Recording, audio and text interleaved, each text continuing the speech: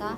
Di sini saya akan mempresentasikan asuhan keperawatan anak dengan keterlambatan mental atau retardasi mental. Untuk yang pertama ada pengertian, apa itu retardasi mental? Menurut Satuan dalam Avandi 2012, retardasi mental merupakan kondisi di mana anak mengalami hambatan pada perkembangan mental. Tingkat inteligensi bahasa sosial dan motorik. Retardasi mental memiliki keterbatasan pada fungsi intelektual dan kemampuan adaptasi. Keterbatasan kemampuan adaptasi meliputi komunikasi, keterampilan sosial, akademik, kesehatan, keamanan, dan merawat diri. Yang kedua ada penyebab retardasi mental. Tingkat kecerdasan ditentukan oleh faktor keturunan dan lingkungan.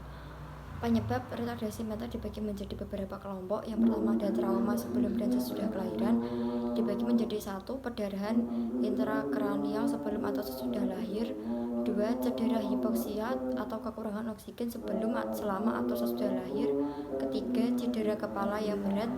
Untuk yang B, infeksi bawaan dan sesudah lahir. Yang pertama ada rubella congenitalis, yang kedua meningitis, yang ketiga infeksi sitomegalovirus bawaan, yang keempat ada encefalitis, yang kelima ada toxoplasmosis congenitalis, yang keenam ada listerosis, yang ketujuh ada infeksi HIV.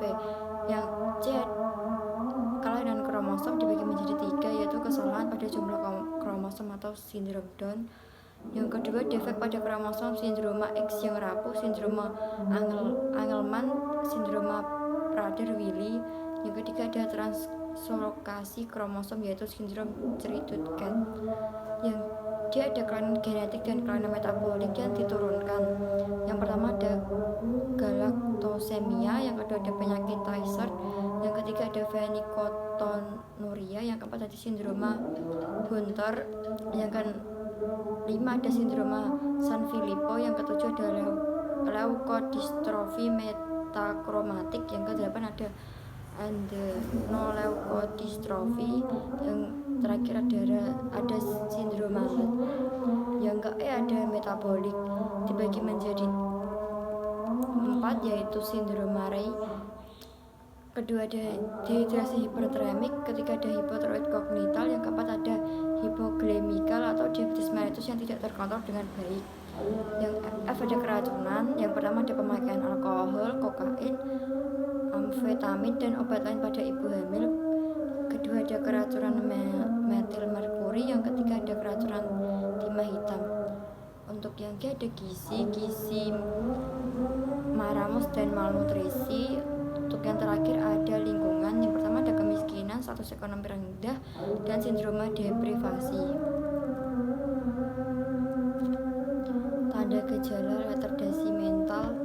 Menurut Yusuf 2015, gejala anak retardasi mental antara lain sebagai berikut: lambat dalam mempelajari hal baru, misalnya punya kesulitan dalam mempelajari pengetahuan abstrak atau yang berkaitan dan selalu cepat lupa apa yang dia pelajari tanpa latihan terus-menerus.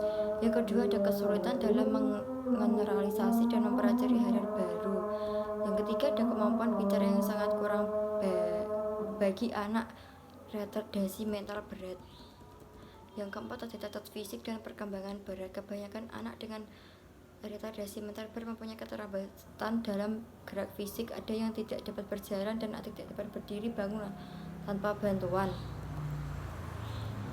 Yang kelima ada kurang dalam kemampuan menolong diri sendiri. Sebagai anak dari retardasi mental berat sangat sulit untuk mengurus diri sendiri, misalnya berpakaian, makan, mandi, dan mengurus kebersihan diri. Yang keenam ada tingkah laku dan interaksi yang lazim.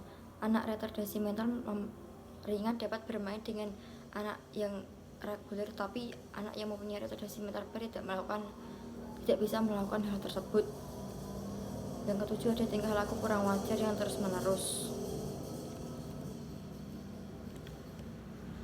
Patofisiologi. Yang pertama ada faktor genetik, ada kelainan jumlah dan bentuk kromosom. Yang kedua ada faktor prenatal, ada gizi, mekanis, toksin, radiasi, infeksi, stres, dan imunitas. Yang ketiga ada faktor perinatal, yang pertama ada proses kelahiran yang lama, posisi janin yang abnormal, dan kecelakaan pada waktu lahir. Yang keempat ada faktor pasca natal, diakibatkan dari infeksi, trauma kepala dan tumor otak, kelainan tulang, tengkorak, dan kelainan metabolik. Komplikasi dari retardasi mental dibagi menjadi beberapa, yaitu yang pertama ada paralisis cerebral, yang kedua ada gangguan kejang, yang ketiga ada masalah-masalah perilaku atau psikiatrik, yang keempat ada definisi komunikasi, konstipasi akibat penurunan metabolis usus akibat obat-obatan antikonvulsi, kurang mengkonsumsi makanan berserat dan cairan, ada kelainan kongensial yang berkaitan dengan malformasi esofagus, obstruksi usus serus, dan efek jantung, ada gangguan sensorik, ada juga masalah-masalah ortopedik seperti deformitas kaki, skoliosis, ada yang terakhir ada kesulitan makan. Pemeriksaan penunjang dari retardasi mental dibagi menjadi beberapa, yaitu yang pertama ada pemeriksaan untuk penilaian laboratorium pada anak dengan retardasi mental, yang ada kromosom karitotip, yang kedua ada elektroencephalogram atau EEG, yang ketiga ada cranial computer tomography atau CT atau magnetic resonance imaging atau MRI, yang keempat ada titer virus untuk infeksi kongensial, yang kelima ada serum asam urat uric acid serum, yang keenam ada lakat dan perifera darah, yang ketujuh ada plasma asam lemak rantai sangat panjang, yang kedelapan ada serum zinc atau Zn, yang kesembilan ada logam berat dalam darah, terus ada juga serum tembaga atau CO dan ceruloplasmin. Untuk yang terakhir ada serum asam amino atau asam organik.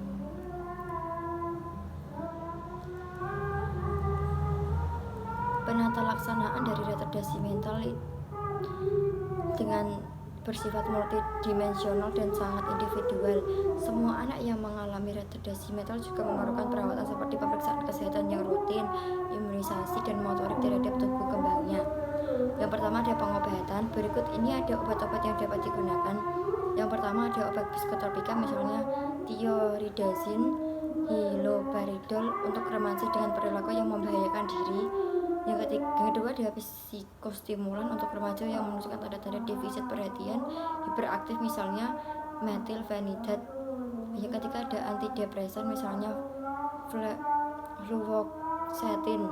Yang keempat ada obat untuk perilaku agresif, misalnya carbamazepine. Yang kedua ada terapi bermain. Anak yang mengalami kerusakan kognitif mempunyai kebutuhan yang sama terhadap rekreasi dan olahraga seperti anak lainnya. Namun karena perkembangan anak yang lebih lambat, orang tua kurang menyadari kebutuhan untuk memenuhi aktivitas tersebut. Dengan demikian, perawat mengarahkan orang tua untuk memilih permainan dan aktivitas olahraga yang sesuai.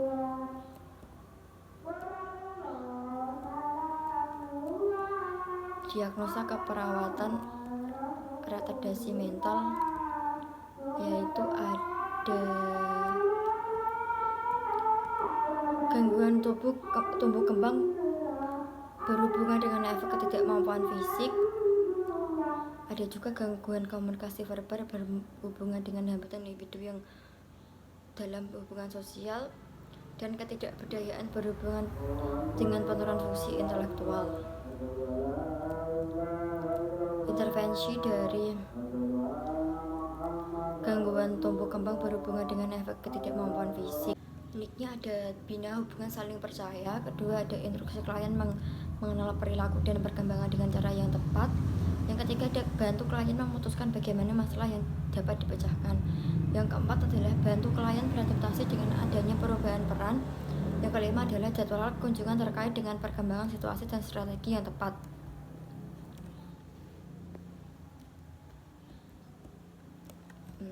Noknya, setelah dilakukan tindakan keperawatan, diharapkan perkembangan anak usia dalam pertengahan adekuat dengan kriteria hasil bermain berkelompok 4-5.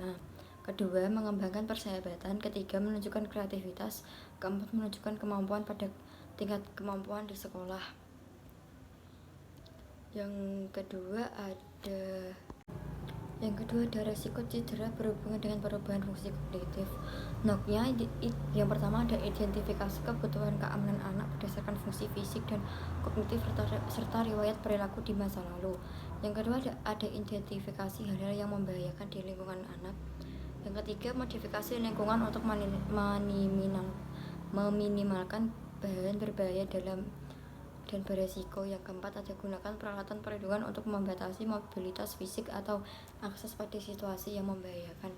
Yang terakhir, ada monitor lingkungan terhadap terjadinya perubahan status keselamatan. Noknya, setelah dilakukan tindakan keperawatan, diharapkan dapat melakukan orientasi kognitif dengan kriteria hasil. Yang pertama ada mengidentifikasi diri sendiri, kedua mengidentifikasi tempat saat ini, dan ada juga aktivitas yang sesuai untuk tingkat usia dan perkembangan anak.